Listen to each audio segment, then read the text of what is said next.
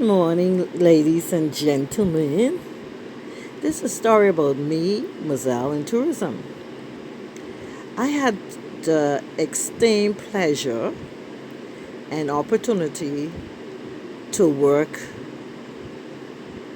over Paris Island in the tourism field. I went there to work as an auditor, a night auditor, part time, of course, and being the only one in the office, I had to also answer phone and deal with the front desk because even though the office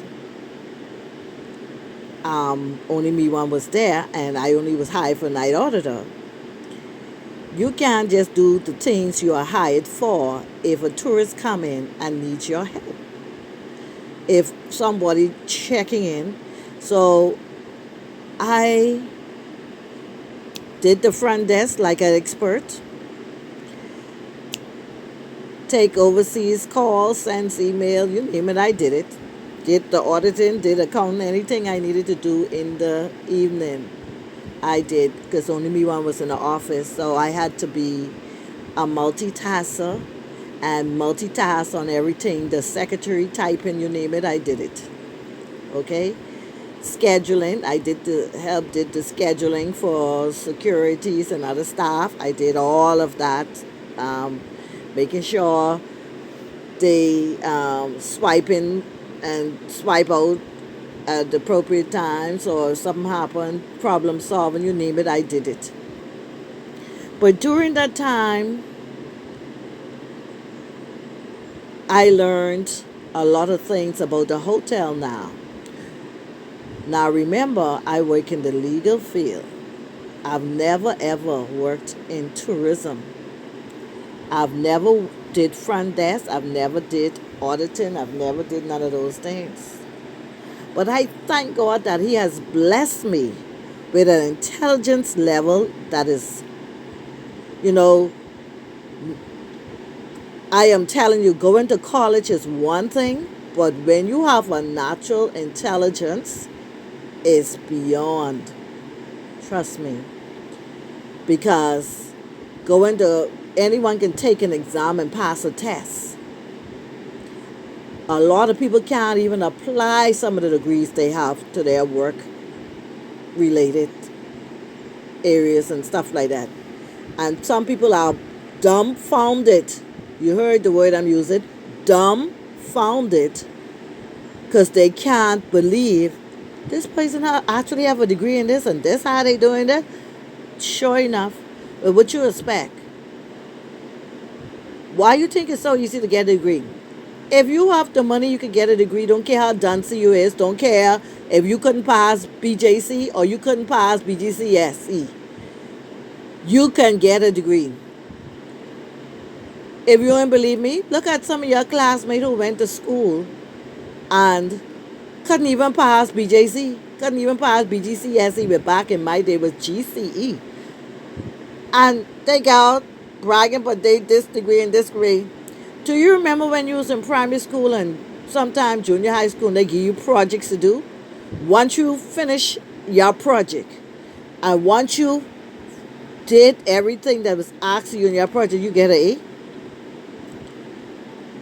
That's how most people get their degree. They dealing with, that's what they have to do, projects. And I can tell you that. Yeah, projects. Projects, different projects. Or they call them different paper or thesis or whatever they want to say it is. But at the end of the day, it boils down to when you was in primary school, them little project that you always get an A on the project, always get an A on the project. Because once you complete it and follow the directions, that's all it takes. I say that to say this. It's a lot of young people today that are working in the tourism field. I have come across some. You have to be careful how you speak to people. That over the hill, street talk isn't gonna work. When a tourism or a tourist asks you a question, you should be happy to help. And if you're working in the tourism field, you should always practice yes, sir, no, sir, yes, ma'am, no, ma'am. But instead, I listened to somebody when I was out and about, and the person only say yes.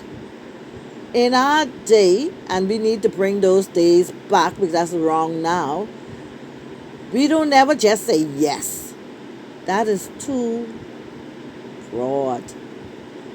That sound like you don't want to be disturbed. That sound like what you asking me, or you just answering because you have the answer. You always smooth it off. Yes, ma'am. Yes, sir. You know, you always smooth it off.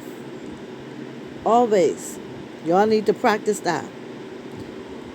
And during the time working in the tourism field, I realized how smart, extra intelligent, and only could come from God. It only comes from God. It don't come from man. Some people born with it. Some people born with it. There's nothing no one could do with them. Sir Lyndon, the late Sir Lyndon Oscar Pinland, was born with intelligence beyond. Okay? Beyond. Oh, listen her. She must see a PLP. Sweetie, ain't got nothing to do with politics. Ain't got nothing to do with politics. Okay? Ain't got nothing to do with politics. It got to do with he decided we could do the tourism model. A lot of leaders I understood laugh at him in the Caribbean. Say, oh, it never worked like that, putting that to be the number one industry and the this and the that and the next. Yeah, they snickered. I understood about it. Laughed about it. But when they see that it was working, everything I do, the monkey one do, they jump on board trying to do the same thing. They jump on board trying to do the same thing. Look at how much country now. I heard to leaders in different countries and different talks, because I like to listen to them sometime now and again. And I heard you never could, people were scared to go to places like Dubai. People were scared to go to places like Saudi Arabia. They're going now. What you think they're working on? Getting the tourists. Everybody understand how important that money and the tourists visiting, coming in means. Everybody understand that. You know how God-given intelligent Sir Lyndon was to have been able to see something like that. You even go to Africa in the Maasai camp. Nobody used to visit them Maasai people. It was hard for people even to do the documentary on them people. They got a whole tourist village where when the tourists come, they so happy. If only one or two come, they put on all kind of dance, all kind of kill one cow that day to have a big celebration. You name, they do it. They even have people making crafts, a whole tourist area. And y'all don't know what y'all have. Y'all better learn what y'all have. Everybody trying to get on board, because even the Bahamian don't realize what they totally have. You now need to realize what you totally have. Every country in the world trying to grab and understand how important that is coming in. Okay? When you don't have tourist money coming in, you don't have no money to circulate. Like that. You don't have no money to circulate like that. Let's put it like this, especially foreign money. Because foreign money can come in from different arenas, but it ain't nothing like when a tourist money come out. When the cab driver have a family, his family guy go to school, the school guy get paid, You go to church, the church get a little something. You go to a restaurant when you feel your pocket or you feel so tired you gotta get something to eat because you're too tired to cook. That can get something. When that restaurant gets something, the workers in that restaurant get something. The money trickles down. That's what it's called. Circulation. It trickles down. It don't stay in that taxi pocket. It don't stay in the hotel pocket. The hotel have workers. The workers got family. The family have needs. They got to go to the food store, the drugstore, the doctor, the everything. That's how it circulates. And so, knowing how the money circulates, we all supposed to work together to make sure the money come in. You understand me? I used to have cab drivers who, one driver, my car broke down, he gave me a ride over the bridge. All other taxi driver passed me. He had to broke up his taxi. And when he gave me a ride over the bridge, guess what? I was looking for a cab driver. Because sometimes when I call to the taxi stand, they say, oh, they just gone out or whatever. And so I didn't have the tourist got to wait until I could get a cab. You understand me? And so guess what? We had hackers who ain't supposed to be hacking because it's against the law coming trying to get that in between. I put a stop to that. That same man in that blue taxi who gave me a ride, and his taxi was nice, but when I say broke up, it's old compared to everybody else, and he trying. It's clean as hell. Guess what? I call him from home because I give him my number, and I asked him for his number, and I call him from home one day. I say I have 5 tourists would need to go to the airport.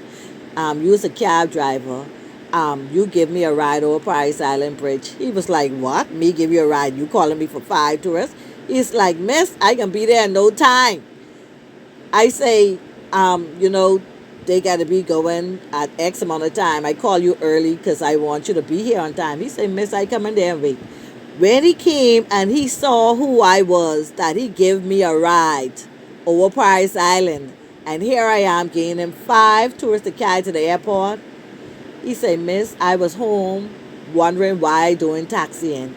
Because I don't even make enough money to take care of the bills like it should. There's so much cab drivers, so much taxi. Sometimes you're on the line so long and you only get one little stuff that day. I tell him, well, I here now, and we used to have a lot, and then our tourists have to be waiting so long and stuff. Child, look here. You just need a friend. That's all I'm saying. You need a friend. And let me tell you something. Some nights I call him. I say, I can have somebody they need to. I trust you. And this person got to go 3 o'clock in the morning. And it's 8 of them. He say, oh, thank you, Jesus, I give you a ride that day. Every time he see me, he say, I say, oh, thank Jesus, I give you a ride that day. Mind you, my car only was down for that one time. And he didn't need to give me no ride no more. But look what it cost him at the end of the day. You never know. Don't underestimate nobody. And me and him has been going strong. I stayed to the place for two years and a couple months because I work 7 days a week over there. And I wanted time now to spend with my children. They were growing up a little more. And I wanted time to spend with them. So that's why I quit the job. That's why I left. And when I left, let me tell you something. I left an indelible impression on those people because that was the first time they ever had a training from Ministry of Tourism. I set up all of that. First time they had employee handbook. I did the employee handbook for them. I did an employee handbook for them. And you name it, the IDs, I did all that while I was there.